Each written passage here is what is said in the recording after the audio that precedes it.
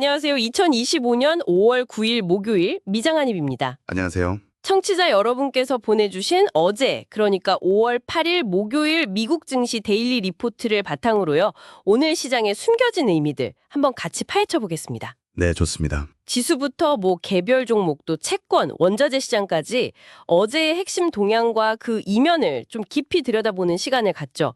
우선 어제 시장 분위기 어땠나요? 한마디로 혼조세였던 것 같아요. 네, 맞습니다. S&P 500은 0.1% 내렸고요. 다우지수는 0.3% 하락. 근데 또 나스닥은 거의 변동 없이 마감했어요. 겉으로 보기엔 뭐랄까 큰 움직임이 없었던 것 같은데 속을 들여다보면 좀 다른 이야기가 있을까요? 네, 지수만 보면 좀 잔잔해 보이지만요. 시장 참여자들의 속내는 꽤 복잡했습니다.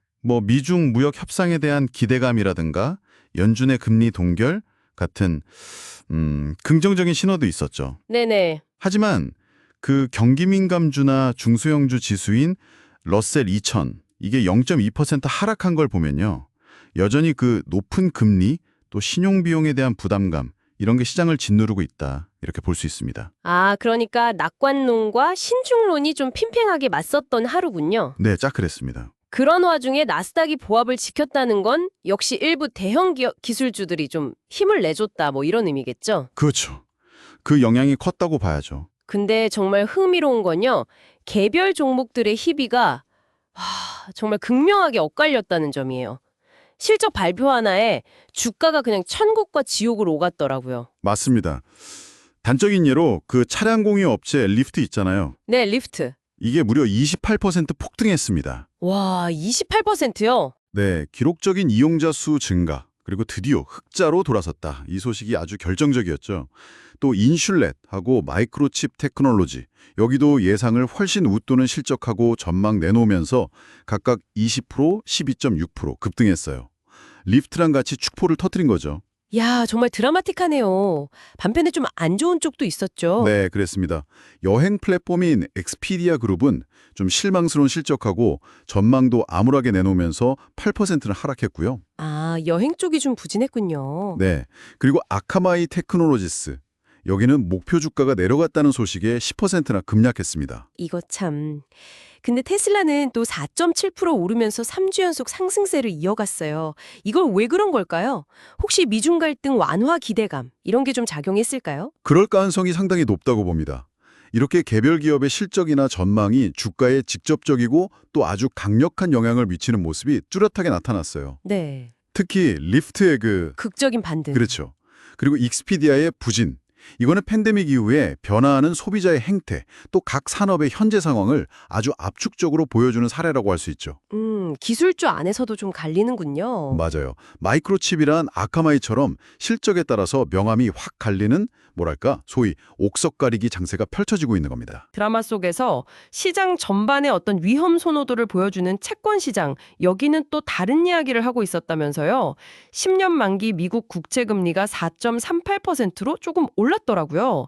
이게 인플레이션 우려가 다시 좀 고개를 드는 건가요? 네, 그럴 수 있습니다. 장기 금리는 여전히 그 인플레이션 가능성을 좀 경계하면서 조금씩 오르는 모습이에요. 하지만 연준 정책에 더 민감한 2년 만기 단기 금리는 3.87%로 비교적 안정적이었죠. 단기 금리는 안정적이었고요. 네.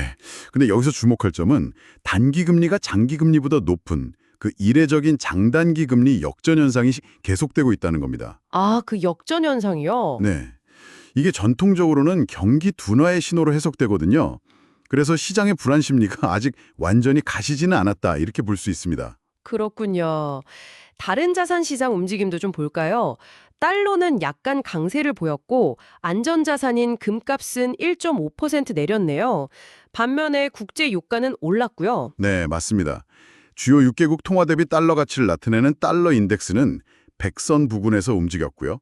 달러가 소폭 강세를 보이고 또 위험자산 선호 심리가 다소 회복되면서 금가격, 온스당 3,330.50달러였는데 하락 압력을 받았습니다. 금은 좀 내렸군요. 네.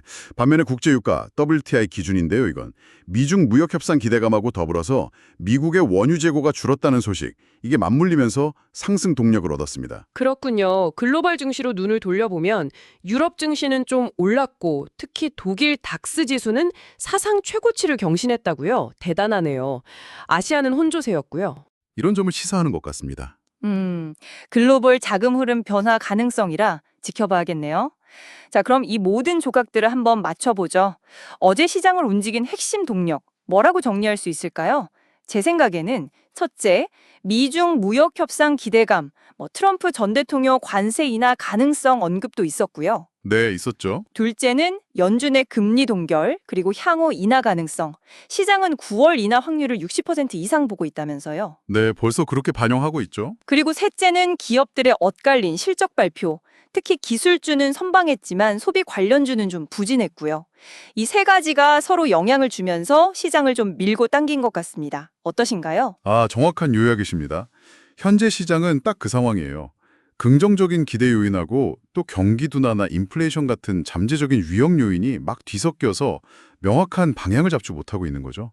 그래서 당분간은 개별 기업 실적이나 앞으로 나올 주요 경제 지표들, 특히 그 물가 관련 지표들 있잖아요. CPI나 PPI 같은 거요. 네, 중요하죠. 이런 데이터에 따라서 시장의 변동성이 좀 커질 수 있다. 이렇게 보고 있습니다. 네, 오늘 어제 미국 증시에 대한 분석은 여기까지 해야 할 것 같습니다. 시장은 여전히 여러 변수들 사이에서 아슬아슬하게 줄타기를 하는 모습이네요. 네, 그렇죠. 여기서 한 가지 좀 생각해 볼 점이 있는 것 같아요. 어떤 점일까요? 단기적인 무역 협상 기대감이나 금리 인하 가능성 같은 긍정적인 요인들, 그리고 어쩌면 더 길게 영향을 미칠지도 모르는 경기 둔화나 인플레이션 우려. 이 사이에서 청취자 여러분은 현재 시장을 어떤 시각으로 보고 계시나요?